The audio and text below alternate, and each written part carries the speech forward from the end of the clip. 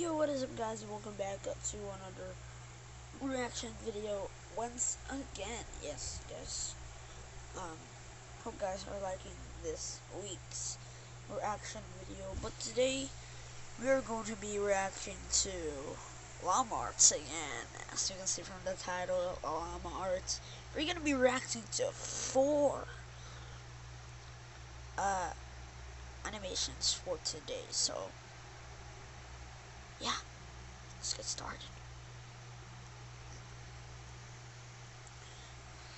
I was looking for a car to buy for my son for his 18th birthday.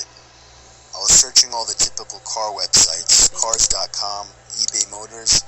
They were all overpriced as expected. Craigslist was the only place to find an actual deal. About a week into my search, I found an '03 Toyota Camry. It had 67,000 miles, no accidents, no damage, and good condition for only $3,500. This seemed like a steal for such a reliable car with such low mileage. The seller lived about 10 miles from me, which was a reasonable drive when looking for a car. I gave him a call to set up a time to come check it out. The man sounded normal on the phone. He assured me that there were absolutely no problems with the car. He introduced himself as Bob. I brought along $3,500 in cash, even though I planned on wiggling down the price as much as possible. I pulled up the dirt road to Bob's property about 15 minutes early. It was a tiny little house with a decent-sized property, only because I was a bit far from the nearest neighbors. The garage was open, so I walked over to see if anybody was inside, but except for an unusual amount of car parts, it was empty. The car was nowhere in sight. The only car on the property was an old pickup truck. I went over to the front door to check the house numbers. It was the right address. The doorbell button was missing, so I knocked on the front door. I knocked for exactly 5 minutes before deciding to give the man a call. So I dialed his number, and I heard the sound of a cell phone ringing from inside the house. I was extremely confused at this point. Now I knew I had the right house. I didn't understand why, if he was home, why he wasn't answering. I decided I had to take a peek through one of the windows to see if anybody was inside. Peering through the glass, I couldn't really see much as it was pretty dark inside the house. I saw a very old-fashioned dining room set, but across from that, I saw somebody standing at the back door of the house, staring outside. I figured that must have been Bob, so I knocked on the window, but he didn't even move. There was no gate or anything to the backyard. It was just a wide open yard, since this wasn't a rural area. I simply walked around the house to the backyard. I didn't understand how he couldn't hear me. When I got to the back door, I made a shocking realization. The figure standing by the door was a taxidermied human being. I ran straight back the way I came and back to my car.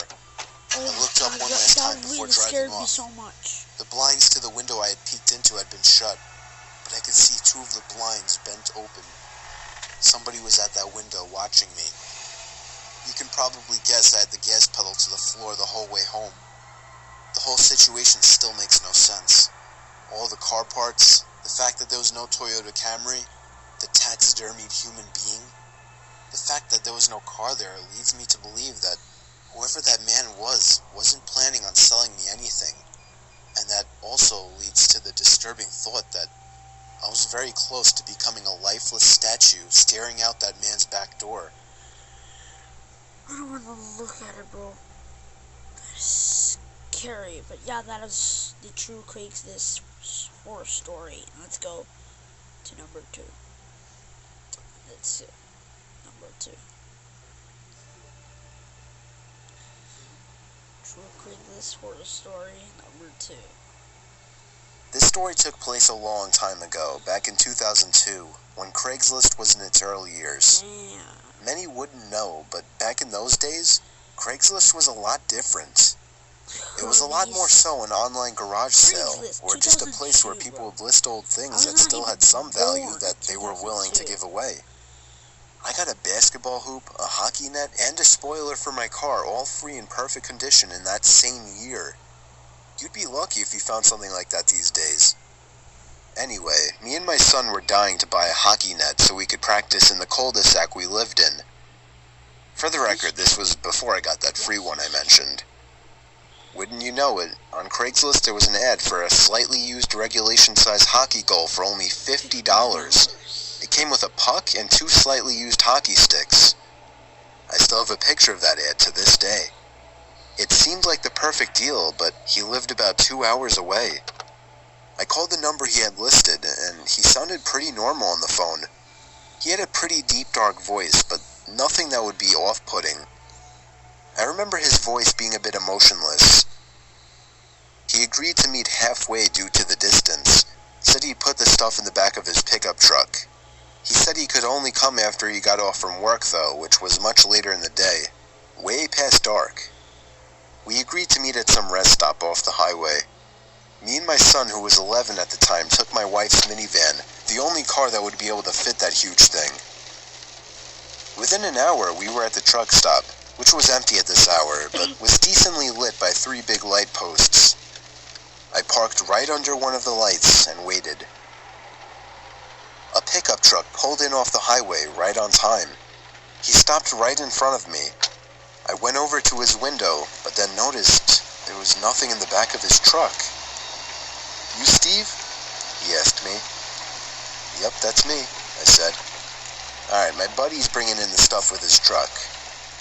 The guy pulled up behind my car and put it in park. I suddenly had a bad feeling. I told my son to get back in the car and lock every door except mine. 2 more pairs of headlights came off the highway into the lots, surely enough pulling up next to me.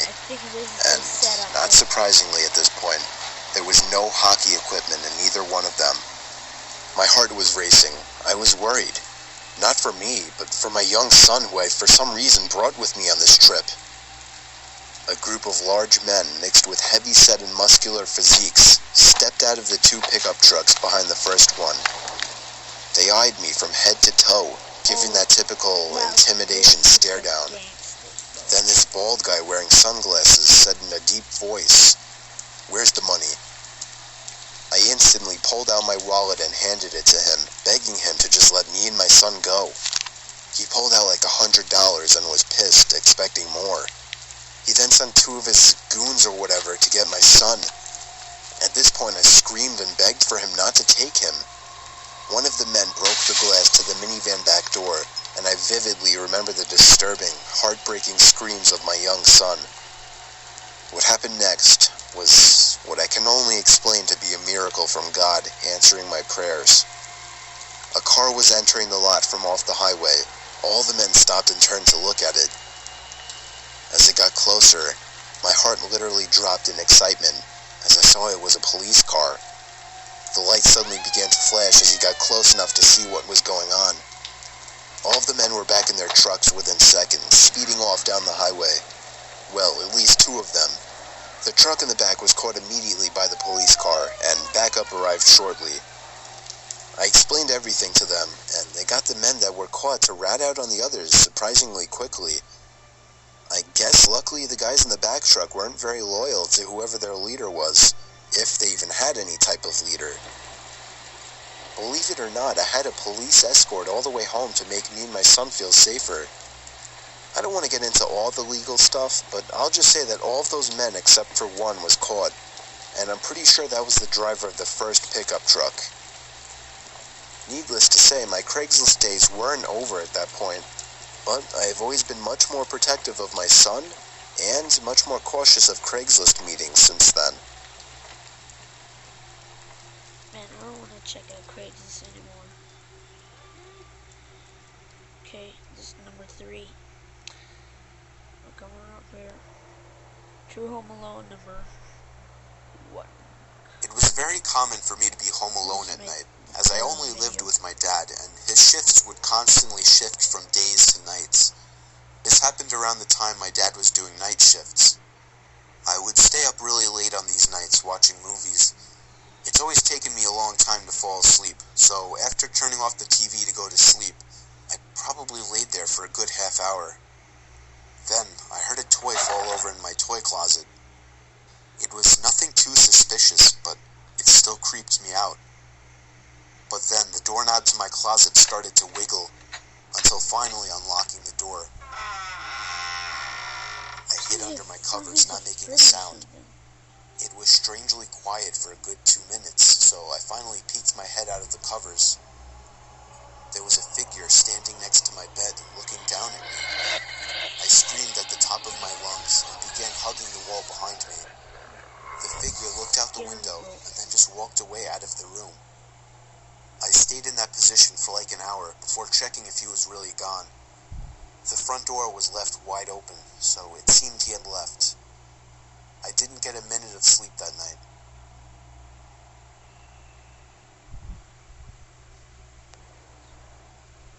Okay, now someone is going over to the last video. This story is from the point of view of a 16-year-old girl. I used to have a boy living next door to me that was obsessed with me. His name was Joey. Every time I would go outside, Joey would come outside as well, as if he were watching me through his windows, waiting for me. He was 17 and very weird, and he didn't seem to have any friends, as he was always home. I tried to give every sign possible that I didn't like this guy, but he wouldn't get the message. So I had to finally just tell him one day that I don't like him and to leave me alone. The look on his face that day is something that won't leave me. Man, It was the kind of angry look a toddler gives their parents when they can't have a toy. Coming from a 17-year-old, that's much more disturbing. One night, my parents left me to watch the house. I was working on a school project when I felt my bed shift a little bit.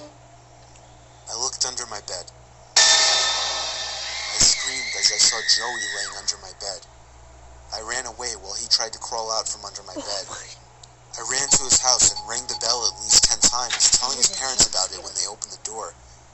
Joey never came out of my house, so I called the police. His parents begged me not to, but I ignored them. The police found him still in my room and arrested him. Apparently, he admitted this wasn't the first time he had hid under my bed. They also found pictures of me scattered across his room.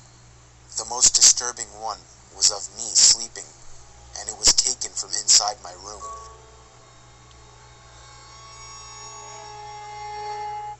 So thank you guys for watching the video. Hope you guys enjoy this another episode of reaction time. Yeah, reaction videos.